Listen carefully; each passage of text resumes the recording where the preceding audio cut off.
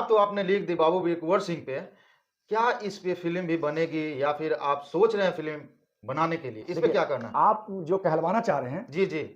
वो मैं ओपन तो नहीं करूँगा, लेकिन थोड़ा-सा लेकिन इतना विश्वास दिलाता हूँ कि कई बड़े-बड़े जगहों से इस स्टोरी को फ़िल्म बनाने के लिए माँगी जा रही सुनने में है। आया है कि आपने इस पे नाटक भी करवा चुके हैं पटना के प्रेमचंद प्रेमदास घंटाला में। हाँ, रंगमंच में। वो आप मैं सही सवाल उठाए 2018 में इस पर एक नाटक भी हमने लिखी, जी, जो जी। कुँवर सिंह की प्रेम कथा नाटक, और राम कुमार मोनार्क एक बहुत अच्छे थिएटर आर्टिस्ट हैं, डायरेक्टर हैं। उन्होंने इस पे नाटक मेरे से कह के लिखवाया कि तुम्हें लिखना होगा, लिख के एक नया प्रयोग करना होगा। और उनको मैं इसके लिए साधुवाद देता हूँ कि आपकी वजह से मैं उस नाटक को लिख पाया, उस नाटक का प्रेज़ेंटेशन कर पाया, और जी, जी। नाटक 40 वर्षों के रिकॉर्ड को तोड़ा कि आज तक उस तरह के साहित्य में ये हिस्टोरिकल नाटक नहीं लिखी गई। और 40 वर्ष के अंतराल में ये बड़ी उपलब्धि है। और इसी में मेरे मित्र विशाल स्वरूप जी हैं, उन्होंने एक संगीत ये गीत लिखने में मुझे सपोर्ट किया, जो कि किताब में भी मैंने मेंशन किया है नाम उनका, और नाटक में भी। वो कौन-सा गीत था जो विशाल जी के सहयोग से आपने उसमें प्रस्तुति दी?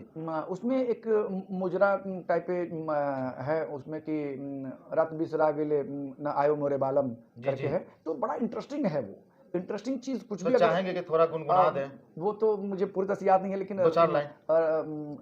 उसमें सेंस ये है कि एक जब आते हैं बाबू साहब नर्तकी के पास, तो वो गाती है, जब चले गए तो गाती है दर्द में कि आप आए तो बिसरा दिए, फिर चले गए, भूल जाते हैं। तो ये संगीत के माध्यम से सारी बातों को धर्मन बीबी कहा करती थी, और बाबू साहब बहुत अच्छी तरह समझते थे। तो कंट्रोवर्सी कर रहे हैं लोग कि वीर कुंवर सिंह की जो प्रेम कथा को आपने छेड़ दिया, इस पे क्या कहेंगे? देखिए, एक बात बताता हूँ, लोग कुछ हैं जिनको यही काम है कि आप में मीन मेख निकालते रहे, जिनको कोई काम नहीं है। जी, जी। वरना दुनिया में आप देखिए, फिल्मों का देखिए गॉसिप होता है, नेताओं पे गॉसिप होता है, उनको कोई मतलब नहीं। आप गॉसिप करके उसे और पॉपुलर बना देते हैं।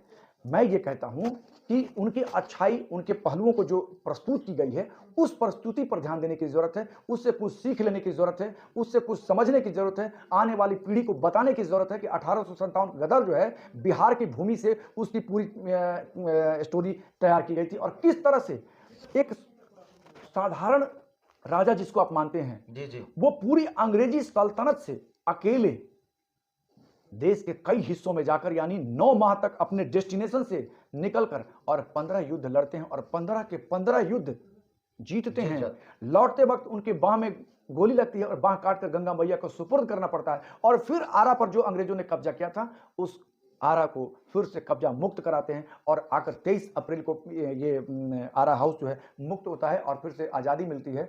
और 26 अप्रैल को उनके बॉडी में जहर फैल जाता है, और उनका निधन हो जाता है। इसीलिए 23 अप्रैल को विजयोत्सव के रूप में मनाया जाता है।